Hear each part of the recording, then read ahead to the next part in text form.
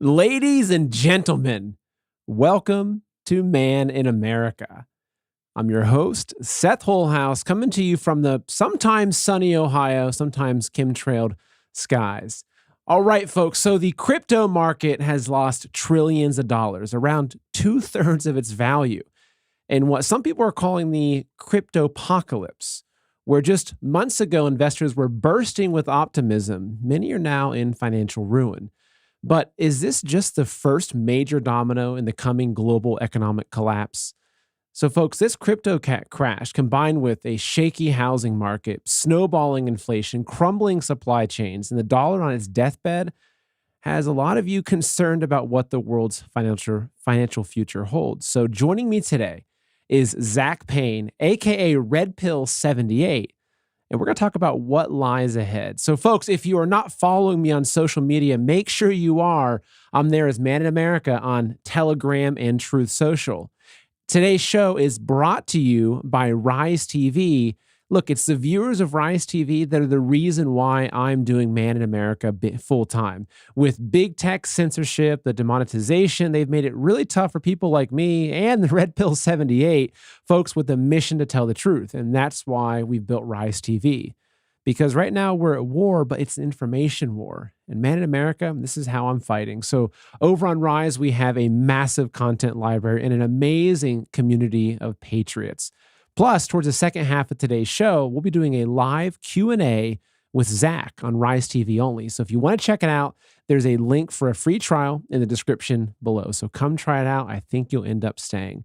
And folks, look, as you'll see in today's show, the global financial system is teetering on the edge of catastrophe, especially the US dollar, which is very close to losing its status as the world reserve currency in the petrodollar.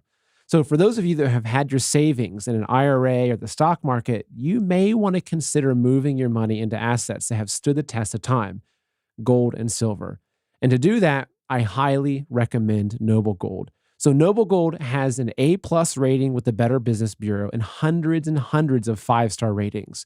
With Noble Gold, you can either buy gold and silver directly or you can do an IRA transfer. So Noble Gold specializes in these IRA transfers, which allow you to transfer your IRA into physical gold and silver with zero taxes or penalties. So if you want to learn more about this, open up a new tab right now and go to goldwithseth.com. Or if you want to speak to a real human being right here in America, you can call 877-646-5347 to speak to someone right now. Again, that's 877-646-5347. The folks at Noble Gold will hold your hand through the entire process. They'll answer any question you ask, and they will take very good care of you. So call them today, 877-646-5347. All right, folks. So if you've been following my show, you know that I am admittedly not a huge crypto person. I used to own a little bit of Bitcoin, but got out of it a couple of years ago and haven't really looked back. So, but I want to talk about it. I was looking for someone to bring on to talk about what's happening in this, but you can't talk about something happening in the financial system or something happening with cryptocurrency without understanding the whole geopolitics and what's happening around the world and what's happening with the Great Reset and the central bank digital currency. And Zach was the perfect man for that. So he'll be joining me shortly. But I want to start with today's show with an article that I want to read you some snippets from this article and I would say that I got this article through Mike Adams. So shout out to Mike for sharing this great content. But this author, let me pull this up for you. He really does a good job of summarizing what's happening. Because if you're researching what's happening with Bitcoin or crypto in general, you'll find a lot of financial articles that talk about it within one segment or within one slice of how it is as an investment compared to the stock market, et cetera. But what's the big picture? How does it fit into what's happening with what they're driving us into with the New World Order? So let me pull up this article for you because this is a great place to start. So this is from on a website called The End of the American Dream. It's just endoftheamericandream.com. And it's written by Michael here. So let me go ahead and read this for you. He calls it's the crypto apocalypse is here. Now, what's interesting is this article came out June 14th when Bitcoin was dropping down to around 22,000, 23,000 before I think it plunged down close to around 18,000, 17,000 over the weekend. So this was ahead of that. But let me just read a few parts of this for you because it really summarizes where I think we're at. So The author says, over the last 7 months, we've witnessed cryptocurrency collapse that is so epic that it is truly difficult to put it into words. Last November, the total market capitalization for all cryptocurrencies crossed the $3 trillion mark. This week, the total market cap for all cryptocurrencies actually dipped below $1 trillion. In other words, approximately 2/3 of the value of all cryptocurrencies has already been wiped out. Some are calling this a crash, but the truth is, this is the sort of full-blown collapse that so many have been warning about for such a long time. A lot of crypto investors are now deeply in the red, and the outlook for the months ahead is very bleak. So he'll continue. And one of the questions that I have with this is, okay, when crypto goes down like this, you look at the comments, everyone's saying, hey, buy the dips, now's the time to buy. But is this going to be a dip that jumps back up, or is this an actual collapse? Is this a destruction of something? So I'll go as he continues in this article here. So on Tuesday, he's quoting the Coinbase founders. If you're not sure about, Coinbase is one of the major trading platforms where you can store your wallet. This is actually the app I used to use a few years back to store my crypto. So the Coinbase founders, Brian Armstrong and Fred Ersham, were discussing what's happening. So on Tuesday, Coinbase announced they'd be laying off 18% of their workers. If they truly believed that cryptos would soon bounce back, they would not be making such a move. In a blog post detailing why the company has to lay off so many people, Armstrong, one of the founders, explained that he believes that we are, quote, entering a recession. Sadly, he's quite right. We are definitely entering a recession, and it is going to be extremely painful. So the article continues. He says, if we could actually use cryptocurrencies to buy the things that we need on a daily basis, they'd be far less volatile. But national governments around the globe would never allow that to happen. Up to this point, the primary draw for most cryptos has been the fact that many investors were convinced that they would appreciate in price. A lot of people wanted to get rich quick, and there's a lot of people that actually did. But ultimately, cryptocurrencies do not possess intrinsic value, like the dollar, for instance, or sorry, not the dollar, but like gold or silver. I really like how Mike Adams recently made this point. So he's quoting Mike Adams here. So what Mike Adams said was that you can't create real wealth by programming computers to burn electricity to solve complex mathematical problems that are presented as obstacles merely to demonstrate work, right? Because that's how one of the ways they justify the value of cryptocurrencies. It has to be mined by these computers, and it costs electricity, et cetera. This does not grow food, does not create steel, provide labor, mine minerals, transport gas, or perform any other useful real-world function.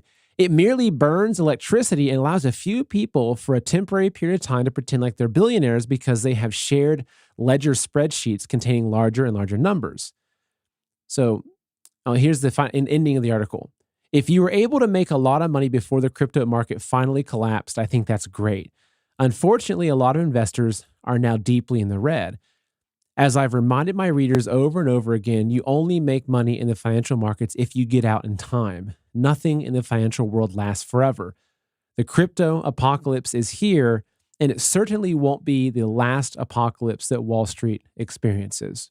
So I thought that article did a good job of just framing where things are at.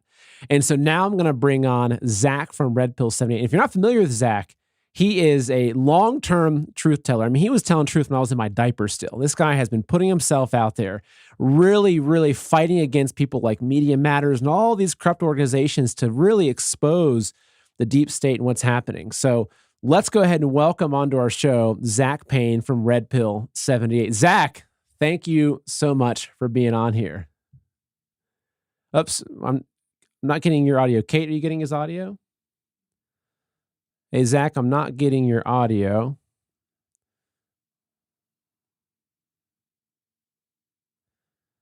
All right, let's get. Oh, nope, still not coming in yet. Let's give Zak a. Oh, there we go. Can you hear me now? Yes, sir. There we go. Okay, awesome. As I was saying, Seth, I can't tell you how excited I am to be here. Thank you very much for that warm introduction. and brave man. I see that we are live on my former home on YouTube. It's funny because as I was setting this show up today, I thought, you know what? I'm going to push it a little bit. I'm going to hop on. I'm going to put it on YouTube and Facebook. And, the only thing we can't talk about what really happened in 2020, that whole stealing thing, right? And we can't talk about the too much or else we'll get ourselves kicked off of there. But I think that today's discussion is, is pretty uncensorable unless they've got an algorithm that says anybody who brings on Zak Paine is getting kicked off of YouTube. I know you're a very wanted man. It wouldn't be the first time somebody's channel got deleted just for having me on. But I think that that was very, very close to the time that I was deleted from YouTube. So Media Matters had an especial interest in me at that time. And I mean, let's be honest, they're still very interested in my activities. But I don't think that we'll be talking about anything today that will get you deleted. We'll save that for the conversation in the after show. Yeah, it's a good point, actually. So a reminder is that, when we're over on Rise TV, that's actually one of the reasons we built Rise TV is that the original founders, Ben and Rob from Edge of Wonder, were part of the group that got kicked off of YouTube. I think it was the same time as you, right, Zach?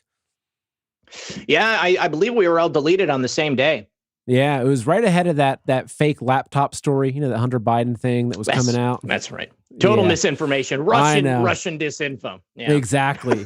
Yeah, so we'll save any of the juicy stuff for that last bit over on Rise TV where we can do Q&A. And the fun thing about that is that you can really ask us anything. It's not really, this kind of no holds barred over there. So we'll be getting into that. But so Zach, I'm really glad that you were able to join me today because admittedly, look, I'm not that much of a crypto person. I've always been someone that, if I have any extra money, first at these days, I'm putting it into food, seeds, gardening equipment, fuel, those types of assets, and then maybe a little bit into gold and silver. And so I'm really someone that has a great distrust for ones and zeros on a screen, but that doesn't mean that it's inherently evil or bad. And I know that you're someone that you've done a good job of bridging the two realms between the hard assets you can hold in your hand and the digital. So I just want to get your take first off about what's happening with crypto.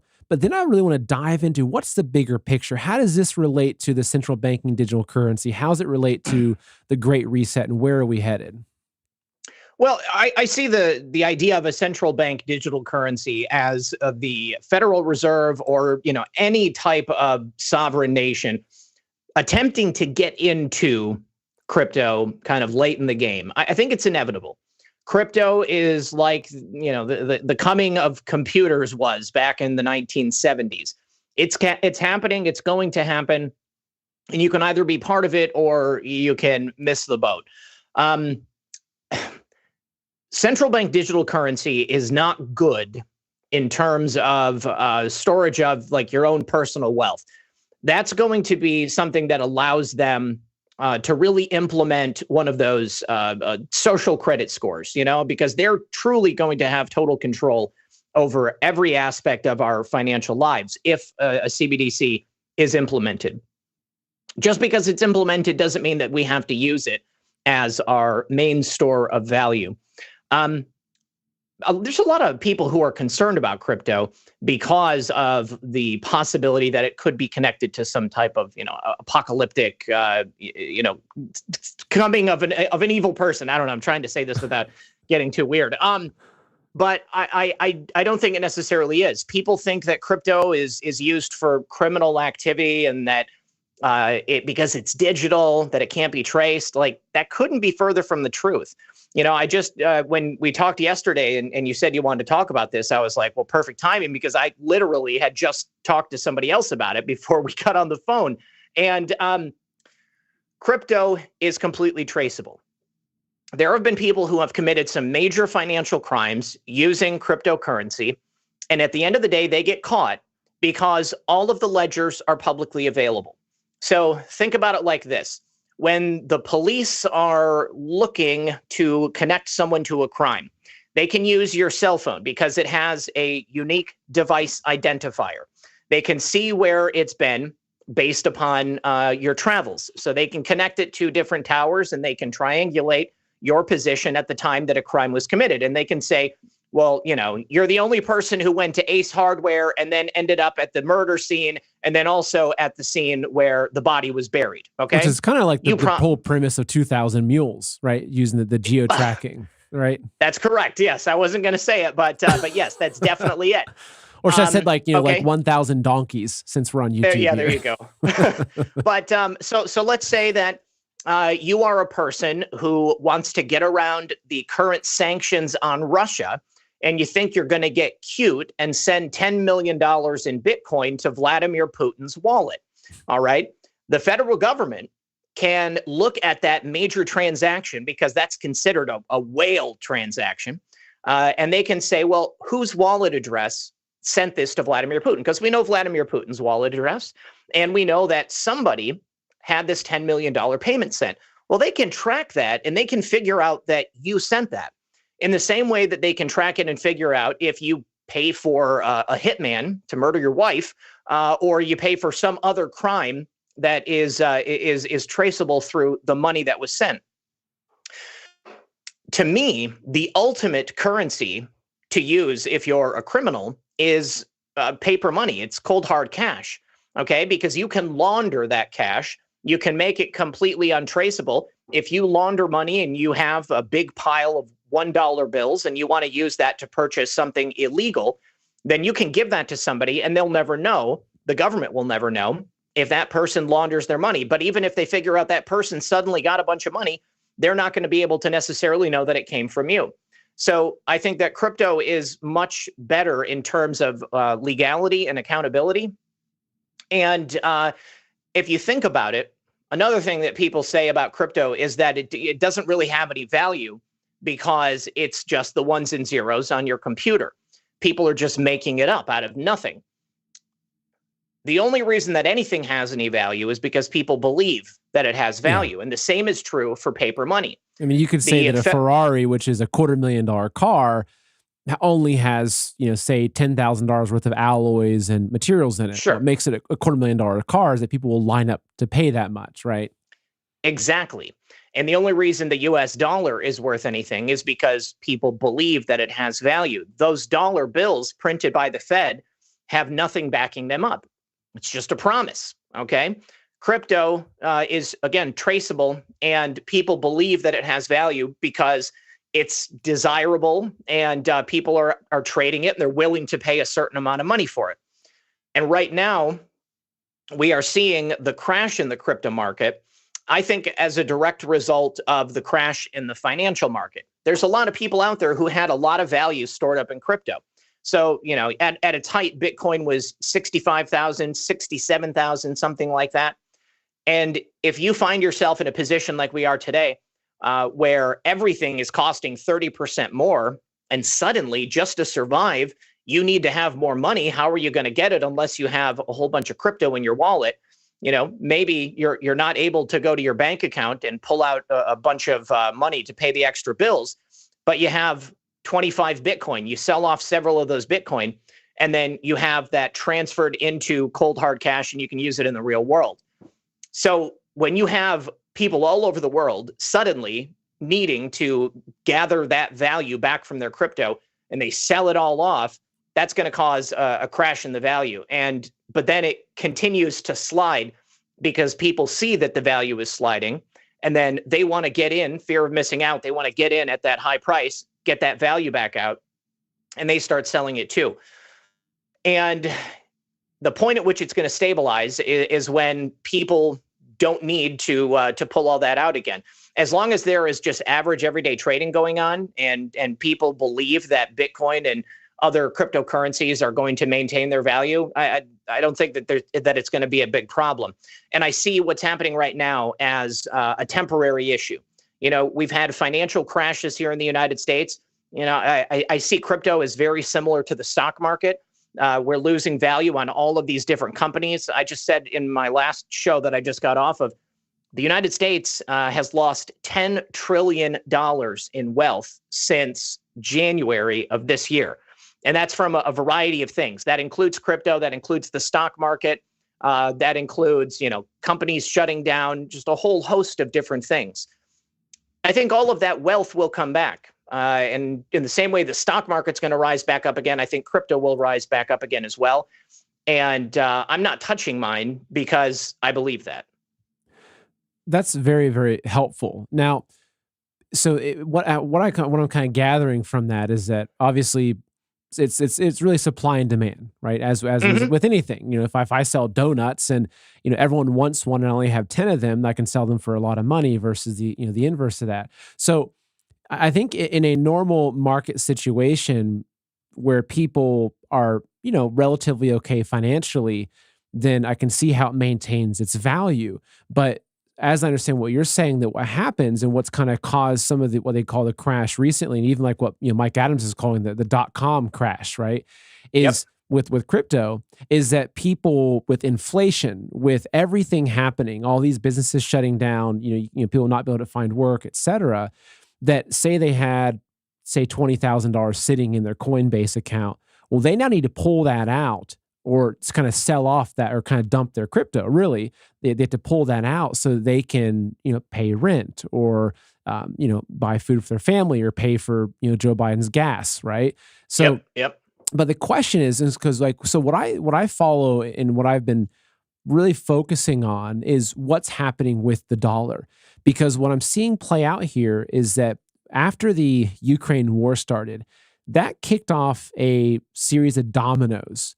And so you had those that happened. You now have Biden sanctioning Russia because of it.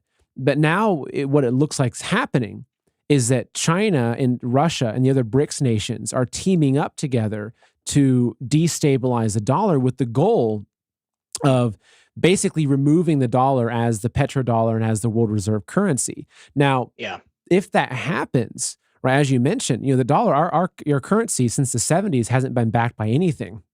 It's a true fiat currency. It's worth literally nothing. It's just a promissory note that the Fed saying, "Hey, look, we promise this is worth $100. Okay, thanks, Fed.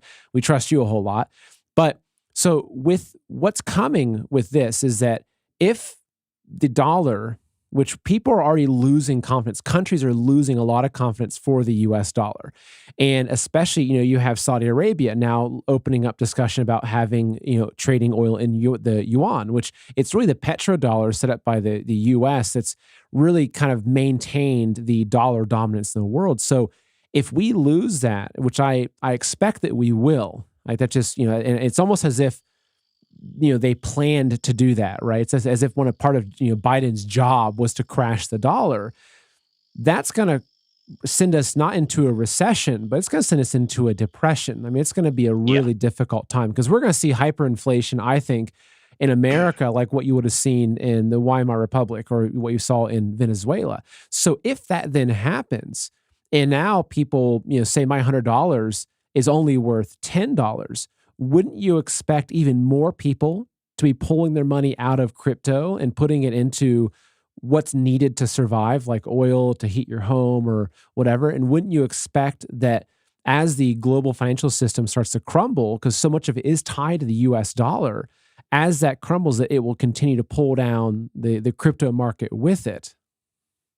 I think it's absolutely possible. I kind of feel like it's stabilized. Like we kind of hit like the low point, and it hasn't continued to go down. Like Bitcoin's right around $20,000. Last I checked, Ethereum was around 1,000, and it could be wildly different now by the time that we're doing this show. But I think that we're at like the base level. And yeah, it's very possible that if we go into a hyperinflationary situation where dollars, takes $1,000 to buy a gallon of milk or something like that, people would be better off heating their homes using the paper from the money than they would from using it to buy fuel oil and stuff. But at that point, I think that crypto is going to skyrocket in value because it's not tied to the American dollar. The cryptocurrency is universal across all countries. So I think at that point, like the coins, whatever they may be, Bitcoin, Ethereum, Litecoin, anything at all, I think they're probably going to be a lot more sought after because you can use the cryptocurrency in a number of different retail situations. You could do business across countries online, purchase things in crypto, and certainly if that was to happen with hyperinflation, no country on earth is going to want to accept the dollar. So they may not even want your $1,000 for a pack of cigarettes or for a gallon of milk. But heck, you give them like, 0.01 of a Bitcoin and they're like, absolutely, because Bitcoin is still going to have that value.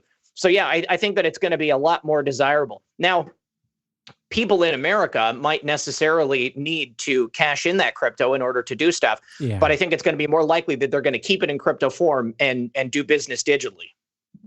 Yeah, that also, that does make sense. And I agree with you from the perspective that I think that America, and I mean, look, my whole show is called Man in America. So I'm looking at things through the lens of an American. And, when I talk to my audience and, a lot of people are, as they see the writing on the wall, they're saying, where should we put our money? And as I mentioned at the beginning of the show, like for me, and it's not just the advice I give, it's actually my own personal advice is that, right now I'm really in much more of a stocking up, prepping stage because I do believe that that we are heading into a situation like this. Not even, talking about the food shortages, the supply chain issues, all these things that seem to really be almost like this perfect storm. Then you have the housing market, which a lot of experts are saying, with the rates, rate increase from the Fed, everything, they're saying this is also like on the edge of complete collapse. So, in a country like America, where, if the dollar collapses,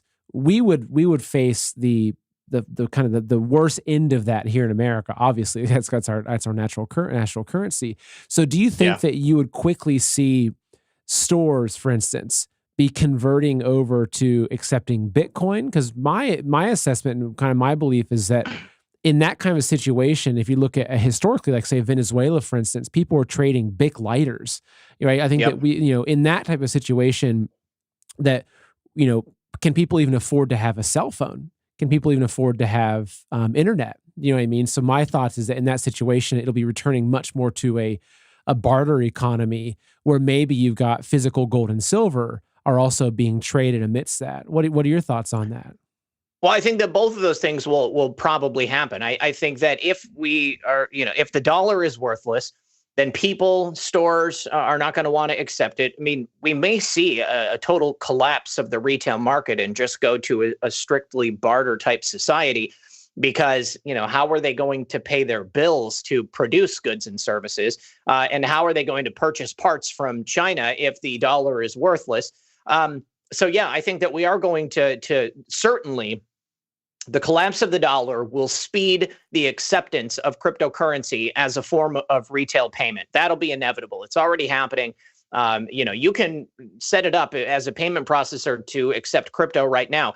They make crypto debit cards where your wallet is connected to it. And you make a payment using that card, and it fractionally takes whatever the value of that crypto is off of your wallet total, and then you purchase that product. And it's almost an immediate payment. And this is one of the main goals of crypto is to speed up the rate, the time of that processing and the settlement of that debt. Because right now with certain cryptos, it's not an instantaneous, it doesn't show up immediately in your wallet. So, right now, like the main goal is to create the perfect cryptocurrency so that you can have an instantaneous settlement in the same way that you do with a debit or a credit card. Yes, I think that that's going to happen. And I think that people are definitely going to want to accept things of value, not just gold and silver. And, don't get me wrong, I am a big gold and silver guy. I have, I have myself prepared and stocked as well in that regard. But also just in terms of like anything of value, you said Bic lighters, certainly. If we don't have the ability to produce heat in our homes because electricity or utilities are no longer being delivered, the ability to make fire is going to be key. The ability to produce and grow your own food is going to be key. I think that growing your own food is one of the smartest things you can do. Certainly being able to preserve it as well. Let's say that the dollar isn't worth anything, but that there's a farm down the street from your home. You have grown cucumbers and you made pickles. You want to go down the street and get yourself a gallon of milk from the Amish farmer on the corner. You probably can go down there and trade them a quart jar of pickles for that milk. I think that that's that would definitely be the future that we'd be looking at. Now, the question is, how many Americans out there are preparing for a future like that? How many of them are even clued into the fact that the dollar is teetering on the brink of collapse? I think that we've seen a lot of firsts in the last couple of years, things that people thought would never be possible here, and yet they came to pass. And I think that the collapse of the dollar is one of those things. I mean, I've been waiting for the collapse of the dollar for a long time now. So I think that everybody needs to be prepared for it, whatever it is. If it's just that you have a trade, that you have a marketable skill, you can use that as a barter, or if you have some sort of physical store of value, such as canned foods or gold and silver, probably even all kinds of different metals. I mean, like, there's going to be somebody out there who's a blacksmith at some point, and I can just imagine that. What happens if everything goes dark, nothing works, and you're living in a dorm room or something like that? You don't have knives, you don't have access to a gun or bullets or something like that. The richest people in America are probably going to be the ones who have the ability to make their own bullets. I think that's going to be key. That's a good point. So I live out in the countryside of Ohio, and you drive through the country and you see these old rundown looking homes. They're probably sitting on 6 acres, and they have a big barn that's just full of stuff. Like, those are the people that are going to be really thriving. But you're bringing China into this. There's a handful of things that really tie into China. So there's a lot of reports, especially recently, have shown that the top 5 Bitcoin mining pools are either Chinese or linked to China. Yeah. So China is heavily invested in Bitcoin. So what do you think about this? I mean, is Bitcoin in the jaws of the CCP, or what are your thoughts on that? No, I think that, the allure of Bitcoin and other cryptocurrencies, why it's beautiful to me is because it decentralized. It exists outside of controllable systems. I think that there is a theory that if a large enough percentage of Bitcoin is owned by a single entity, such as the CCP, they could theoretically lock all of that up, take it out of circulation. But if that happens, that's just going to make what is in circulation that much more valuable. And so, you're not trading a single Bitcoin, you're trading like fractions of a fraction of that Bitcoin. And so I think that there is no danger for Bitcoin to be locked up and, taken out of circulation. Even if it did happen, there are any number of other cryptocurrencies out there that you can use and that are publicly traded on, mainstream wallets like Coinbase and stuff. So, yeah, I'm not worried about that. So one thing that we're seeing is more and more so that whether it's even the U.S. banking institutions, the Federal Reserve, the global people, Biden himself, they're talking more and more about this push to a central banking digital currency, or the U.S. kind of digital currency. So now, for the folks that are watching, if you look at what's happening in China, for instance, right, and this is the fear that so many people have as you move into that type of system. So in China, there were a lot of folks that they didn't have access to their bank accounts, and they started rioting and kind of really getting upset about it. And all of a sudden they realized that all of their COVID passes turned red. So like that right there is what happens when you have a currency that's one of the great fears of the digital currency, is if it's controlled by a totalitarian regime. It's like, hey, you know what? Zak Paine, he was making fun of Joe Biden on his show today. Joe Biden fell off his bike and Zach was laughing. So Zach, you can't buy bread for the next week. And you go to your bread line, it's like, COVID or whatever it is. So that's a big concern. And obviously, the people that are pushing for this great reset and a centralized government, they want to convert us into that system. And so the enemies for them, realistically right now, cash is an enemy for them because they can't control it. Gold and silver are an enemy to them, but also cryptocurrency is definitely an enemy, because if you can live and you can sustain yourself off of through your Bitcoin wallet and not be forced into that system, that's a threat to them. So what do you think they're going to do to try to control the crypto market? And does that concern you at all? I think that ideally what they would want to do would be to implement a central bank digital currency and probably legislate the heck out of existing cryptocurrencies, making it essentially forcing people to have to use the CBDC. And this is why, in my mind, existing crypto and innovation in crypto is so important.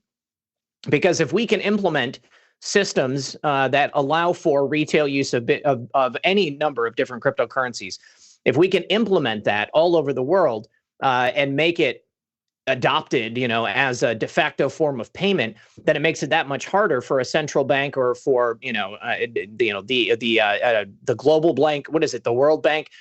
It makes it harder for them to implement a single standard cryptocurrency and to stop us from being able to trade and do business outside of their accepted system.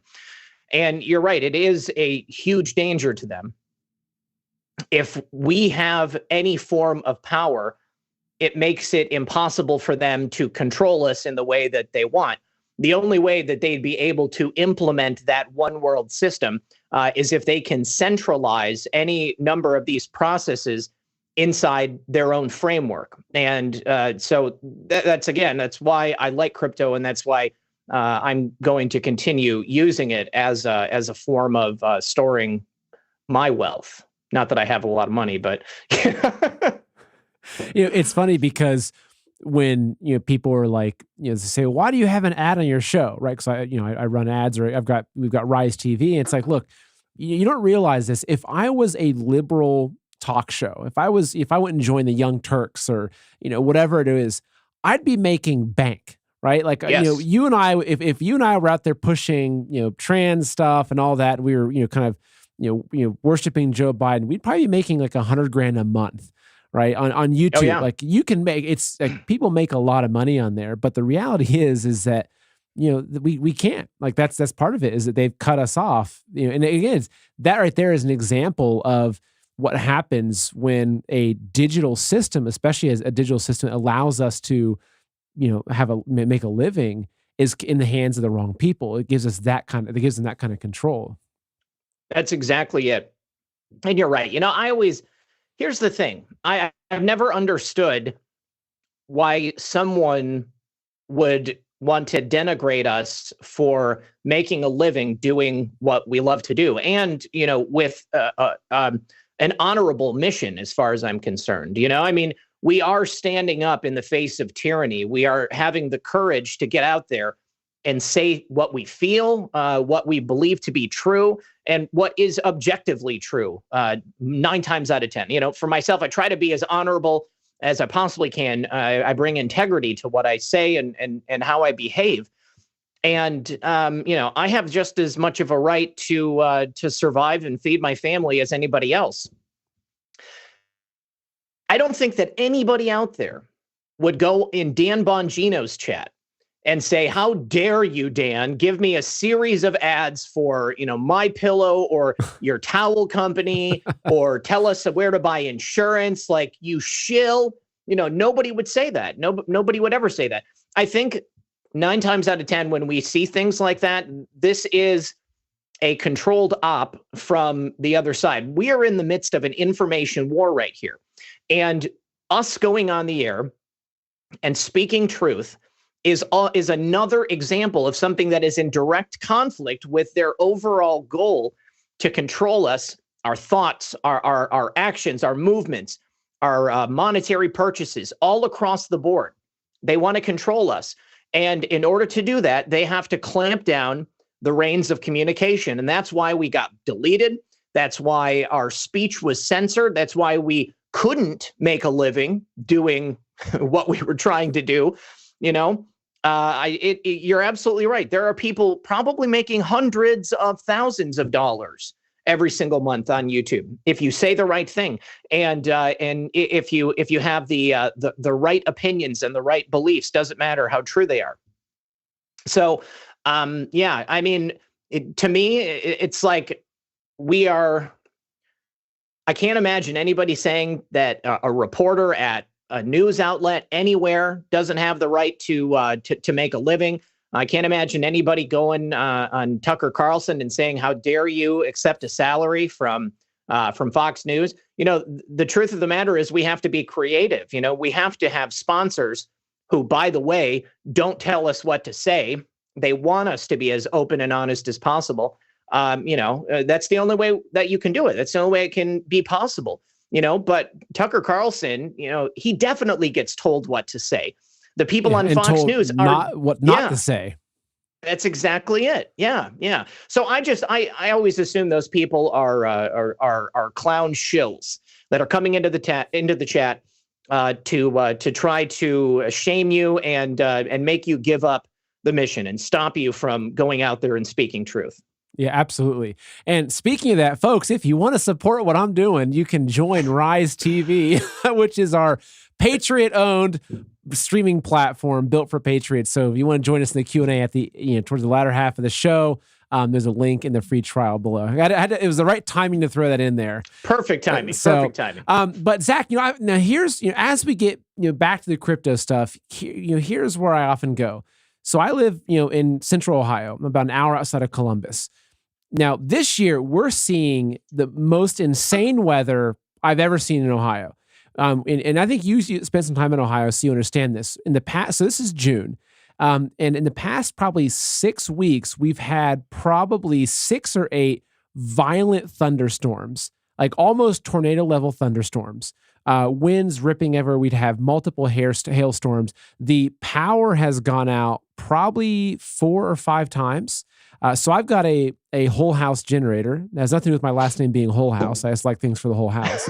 So I got a whole house generator, and also I got a whole house fan, which I'm installing soon. That's my low energy cooling solution. But we've had power outages. We've had our internet down, and there's even there's maps. You go watch the local news, and they're saying, okay, these are the areas where they're doing rolling blackouts.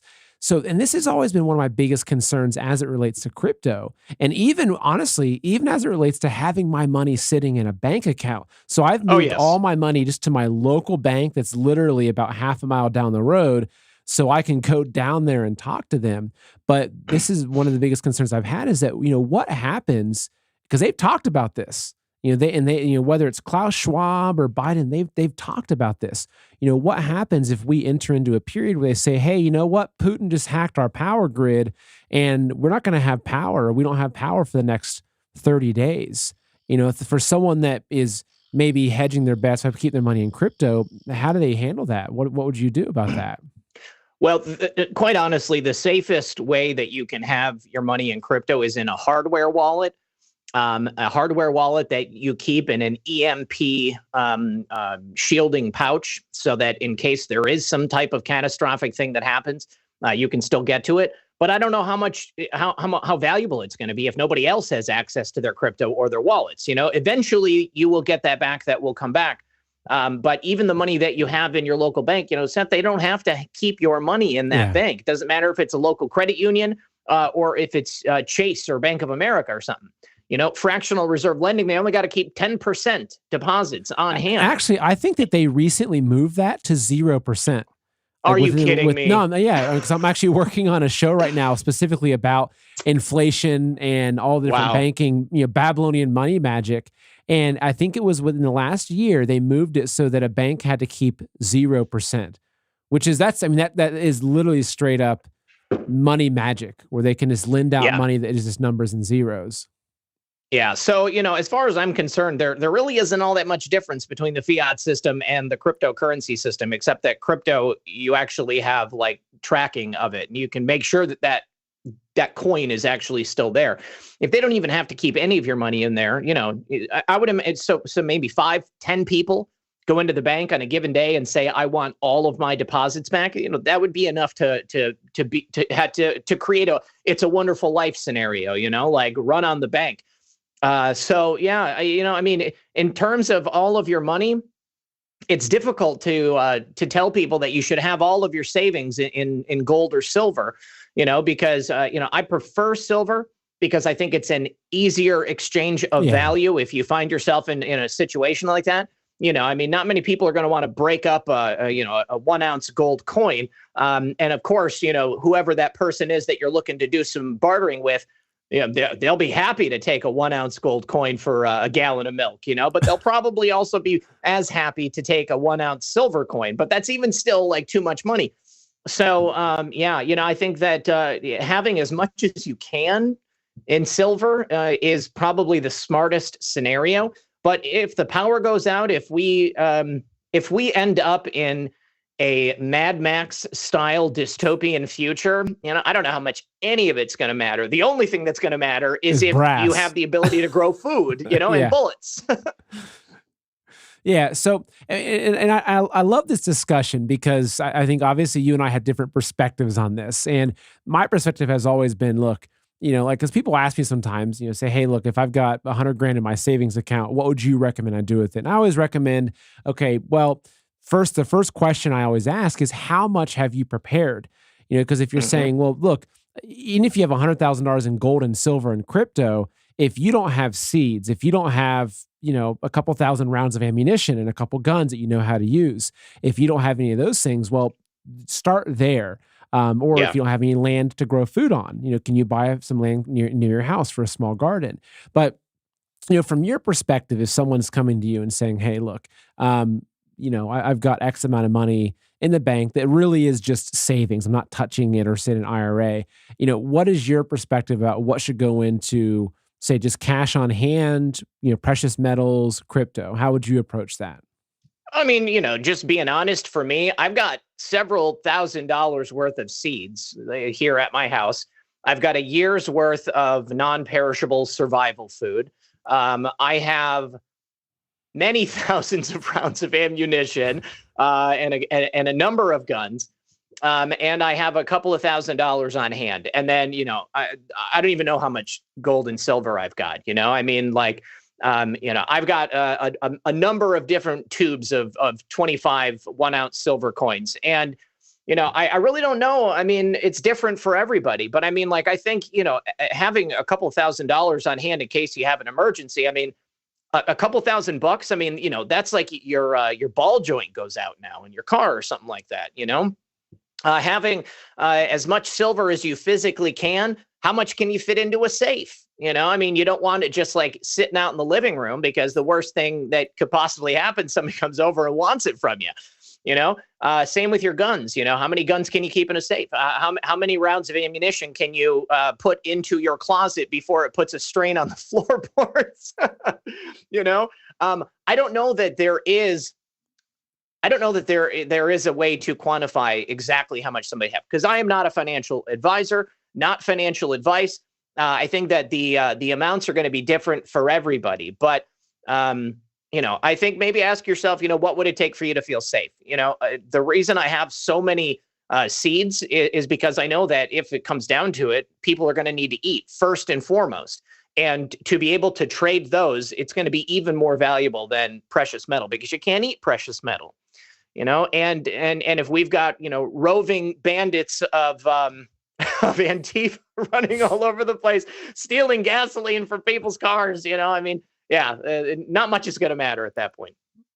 Yeah, that is a good point. I mean, so it is helpful for me to understand, though, that just your general perspective is that basically, even in a total collapse scenario, that eventually crypto would rebound as a way of kind of being one of those first levels of bartering in a society. And so, and that makes sense. My perspective is still, look, I'm much more about things I can hold in my hand. I'm very, even having money in a local bank, that makes me nervous. I'd rather have, me too. I'd rather have just cash sitting, in a shoebox up in a floorboard or something like that, something that's really protected. But, one thing that, and I really struggle with crypto in general, obviously, yes, there's supply and demand of it, right? Which does give it its value, but at the same time, the U.S. dollar gains its value from supply and demand. So,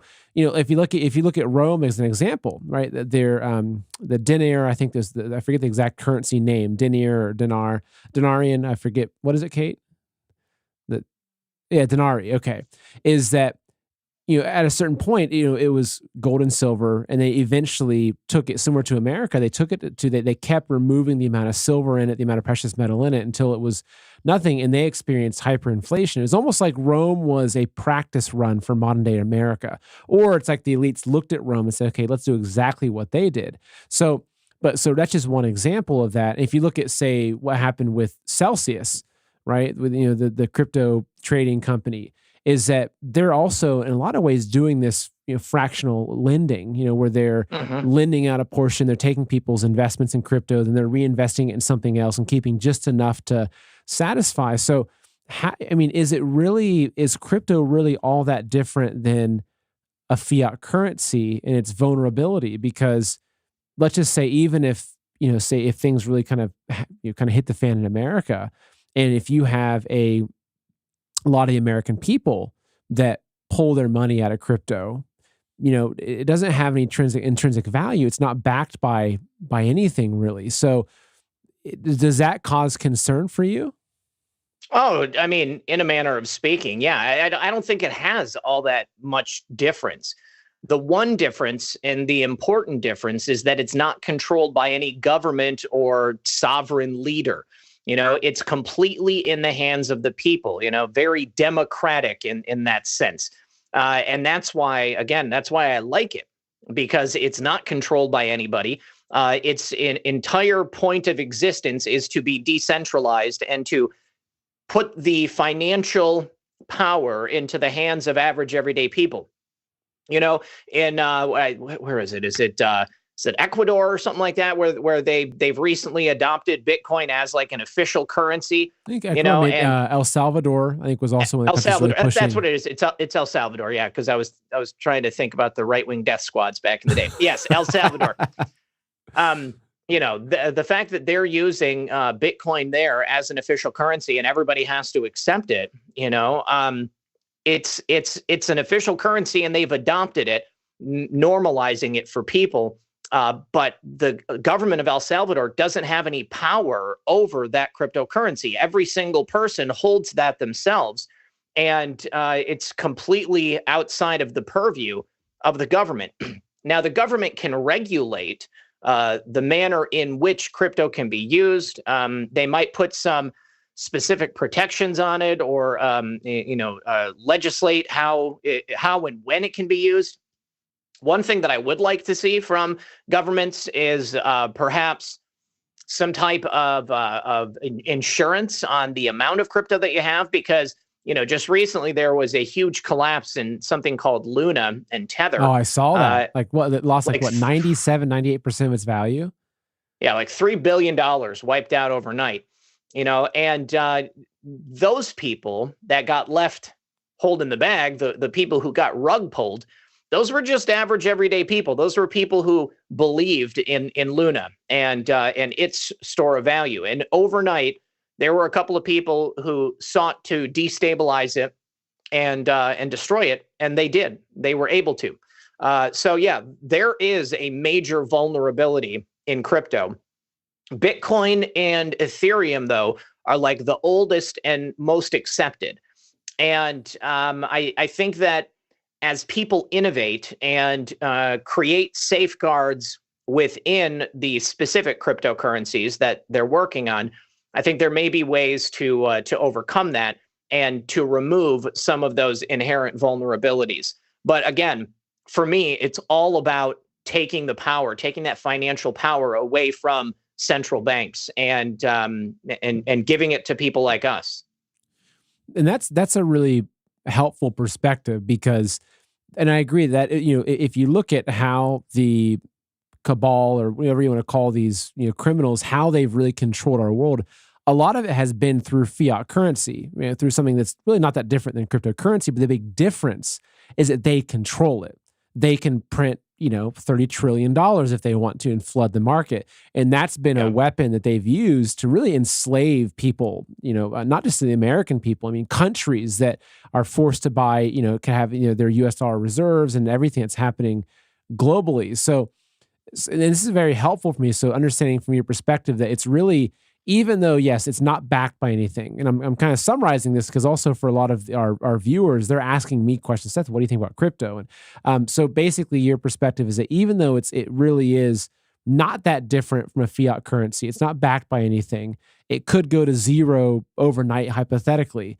What gives you your perspective on it, what gives you your confidence in it, is that you're looking at it as a way for people around the world to create a system not controlled by the central bankers. And that's a exactly big part of it. It's a way of waging war against the central bankers by, in a lot of ways, a global currency that is, by the people for the people. Yeah, I mean, and market forces are going to be market forces, and I think that through the actions of the free market, like that's how we will come to determine, which cryptocurrencies are going to survive and which ones are going to fail. And there will be crashes along the way. There will also be incredible gains that people are able to make. But it's going to continue to slide the power of the official currencies of various countries, whatever the central banks are putting out. Because as more people convert their wealth and start doing business in cryptocurrencies and stop doing business in the official currency of the country, it takes a large part of their bargaining chip, their global bargaining chips, and the power that they hold over people. And that's why I was saying I don't like the central bank digital currency, because you put it pretty succinctly. I mean, the government can just at a whim shut down your wallet. They can make it so that you're unable to purchase, to buy food, or to pay your bills. But as long as you have a currency out there that is not controlled by them, you can still do business. And the same is true for gold and silver. I mean, they don't really want you to have gold and silver. They would rather that you just had everything in fiat. But as long as you have yourself prepared with any number of items that are of value to you or to your community, then I think you hold more power than you might realize.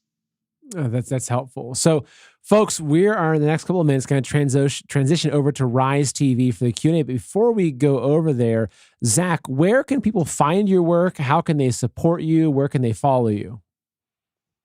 You can find all of my work at my website, RedPill78news.com. And that's the only website that I have. I have a number of accounts on Rumble. You can find me on Rumble. It's rumble.com/RedPill78, BitChute.com/RedPill78. I'm RedPill78 on Gab TV, on Getter, on Truth Social, on Gab. And Telegram. There's a couple of Telegram. It's like official RedPill78 channel. Hold on, I'll have to actually look at that one. I had to change it just a little bit because there are so many fakers out there on Telegram. So, and I'll share your information on my Telegram for all the people that are following me there as well. Cool. So yes, it's official RedPill78 channel. One other thing, if you do join the Telegram and somebody named official RedPill78 channel messages you and wants to rope you into some type of crypto or gold and silver scheme, that's not me. Channels do not have the power to message their subscribers. You have an account that is specifically for messaging, and then using that account, you create channels where you broadcast information. So there's a huge problem with that on Telegram. People in all number of channels that are being scammed on stuff. I had somebody who actually emailed me and was like, I looked into that business you told me, and the Better Business Bureau doesn't know who they are, and I gave you my social security number. And I was like, no, I've said this so many times on the channel. Don't do it. Yeah. But primarily, the easiest way to find me is at my website, but I broadcast live, and I put up my videos, my Red Pill News on Rumble. Definitely also make sure that you join pilled.net, PILLED.net. And you can watch me on the Foxhole. Those are sister sites, and it's going to become just the Foxhole at some time in the future. But that's an excellent live streaming platform that was created by several of my friends. They're patriots, and there's a whole bunch of channels on there. And you can also find me on Roku. I also have a RedPill78.tv where you can join on Roku and watch on your television at home. Oh, great. And also a quick note to the people that are following me on Telegram. If I message you wanting you to buy some sort of cryptocurrency, obviously, that's not my position. That should be a giant red flag, but keep an eye out for that. Even I get messages from Man in America trying to sell me things. So like I got one this morning, right? My wife got message yesterday from Man in America trying to, kind of rope her into something. So people, just be vigilant, be cautious. And make sure you're following me on, primarily I'm most active on Telegram and Truth Social in both places as Man in America. And somehow I still have my YouTube account up. So thank goodness I'm still there and I can still reach an audience there. Though the main place I'm really, driving people is Rumble and of course over on Rise TV. So folks, we're now going to hop over to Rise TV for the really, really juicy and extra uncensored live chat, live Q&A. I've already got some questions coming in.